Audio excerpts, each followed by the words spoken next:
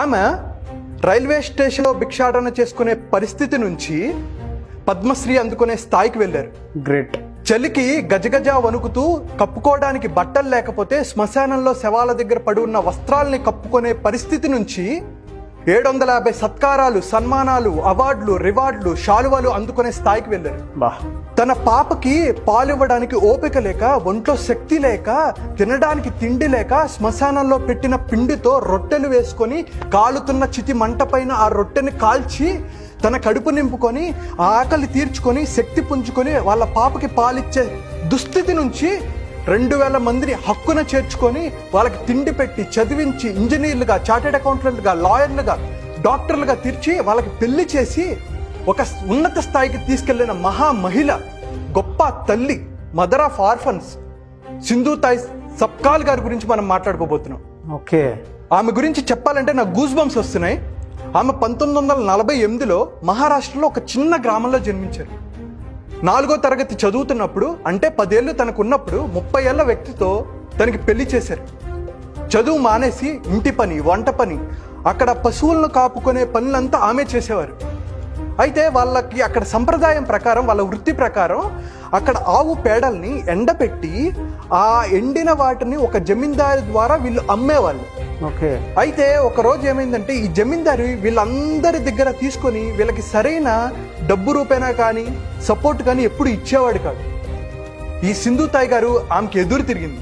జమీందారు గారికి ఎదురు తిరిగితే అందరినీ పోగేసుకొని ఎదురు తిరిగేసరికి ఒక్కసారిగా ఈ జమీందారు చాలా కోపానికి లోనయ్యాడు.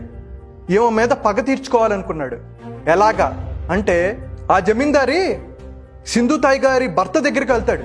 వెళ్ళి, నీ భార్య 9 నెలల గర్భవతి కదా, ఆ పాపకి, ఆ బాబుకి తండ్రి నువ్వు అనుకుంటున్నావేమో, నేను అంటాడు.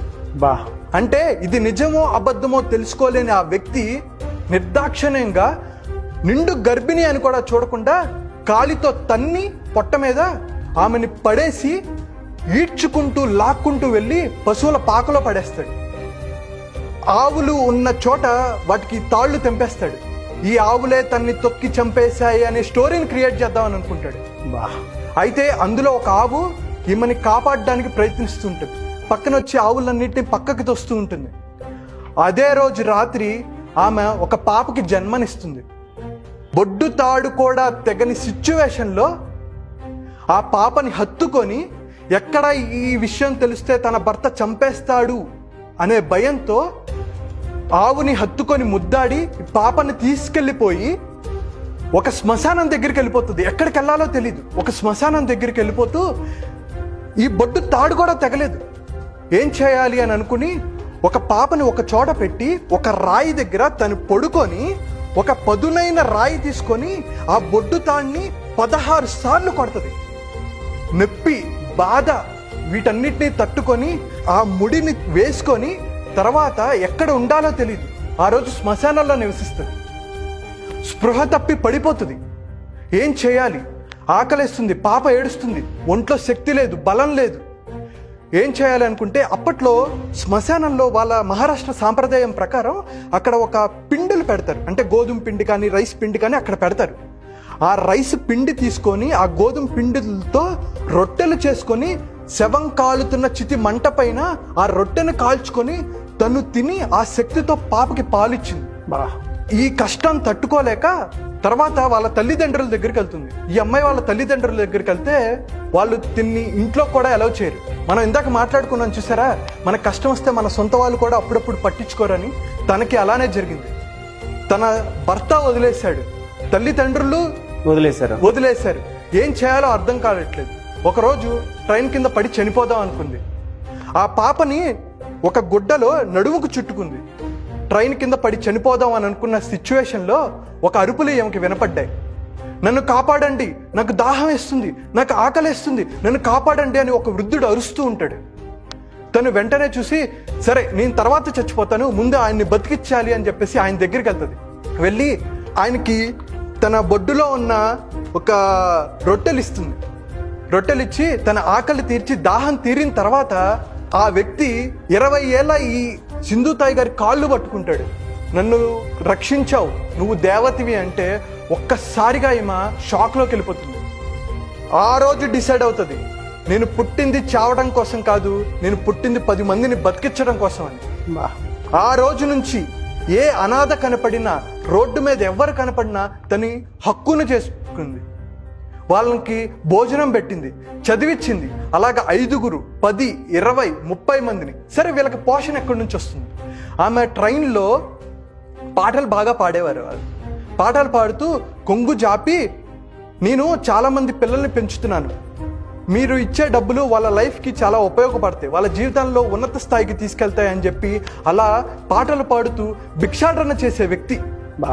తర్వాత 30 మంది ఉన్న తర్వాత తన సొంత పాప తన దగ్గర ఉంటే మిగతా వాళ్ళని సమానంగా చూడలేననే బాధతో సొంత పాపని పూణేలో ఉన్న ఒక అనాథ శరణాలయంకి ఇచ్చి, మీరు తిన్ని చూసుకోండి, నేను మిగతా వాళ్ళని చూసుకుంటానన్న.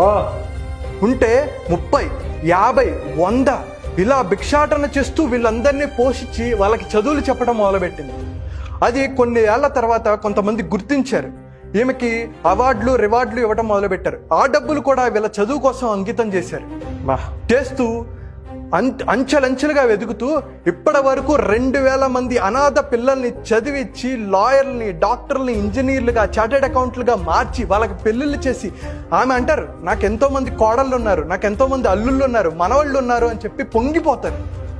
అలాగా ఉన్నత స్థాయికి వెళ్ళిన తర్వాత ఒకరోజు ఒక సంఘటన జరుగుతుంది. ఒక 80 ఏళ్ల వృద్ధుడు ఆమె దగ్గరికి వస్తాడు.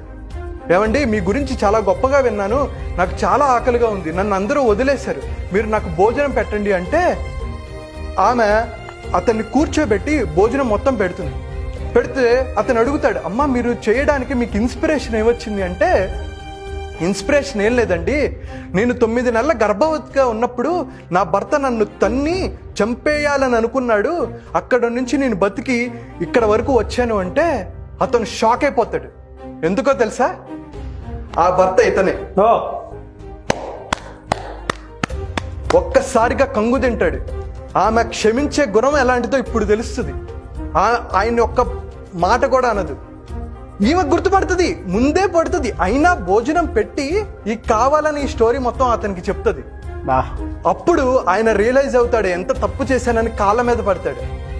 నువ్వు ఆ రోజు మంచిగా చేసావు, అదే ఆ రోజు చేయకపోయినట్టుంటే ఇంతమంది సంతానాన్ని నిన్ను పొందగలిగేదాన్ని కాదు అని చెప్పి పొంగిపోతారు. ఆమె నువ్వు ఇక్కడ కాదు, ఇది చిన్నపిల్లలకు మాత్రమే అని చెప్పి అతన్ని వేరే అనాథ శరణాలయంలో, ఓల్డేజ్ హోమ్లో జాయిన్ చేపిస్తారు. ఆమె సేవలకి గుర్తించి పద్మశ్రీ అవార్డు అందుకున్నారు. ఆమె ఎంత గొప్ప తల్లి, మహాతల్లి అంటే ఎన్నో వేల మందికి ఇన్స్పిరేషన్గా నిలిచారు. అలాంటి గొప్ప వ్యక్తి గురించి మనకి ఒక చిన్న కష్టం వస్తేనే బాబోయ్ అని అనుకుంటాం. ఆమెలో మనం 1% అయినా కష్టపడ్డామా? మనం చిన్నది వస్తే తట్టుకోలేకపోతున్నాం. ఆ బొడ్డు తాడుని 16 సార్లు కొడితే ఆ నొప్పి ఎలా ఉంటుందండి? జన్మనివ్వటమే కష్టం, అలాంటిది బొడ్డు తాడుని ఒక పదునైన రాయితో 16 సార్లు కొట్టి ఎంతో బాధని అనుభవించారు. శ్మశానంలో ఉన్నారు, అక్కడ వస్త్రాలు కప్పుకున్నారు, తిండ్లు తిన్నారు, అది కూడా పశువుల దొడ్లో పడేసి వెళ్ళిపోయిన తర్వాత. అసలు ఇదంతా ఎంత బాధకి, ఎంత కష్టానికి అనుభవించుంటారు. సో మనకెప్పుడైతే జీవితంలో కష్టాలున్నాయి అని అనిపించినప్పుడు ఆమె గురించి ఒక్కసారి మనం ఆలోచించినా, తలుచుకున్నా, ఆమె వీడియోలు చూసినా మనకి ఎనలేని ధైర్యాన్ని ఇస్తాయి. అలాంటి గొప్ప తల్లి గురించి నేను ఒకటే కోరుకుంటాను, మీరందరూ ఇది మీకు నచ్చిన వాళ్ళందరికీ ఈ వీడియోని షేర్ చేయండి. ఆమెని మన తెలుగు రాష్ట్రాల్లో ప్రతి ఒక్కరికి తెలిసేలా చేయండి.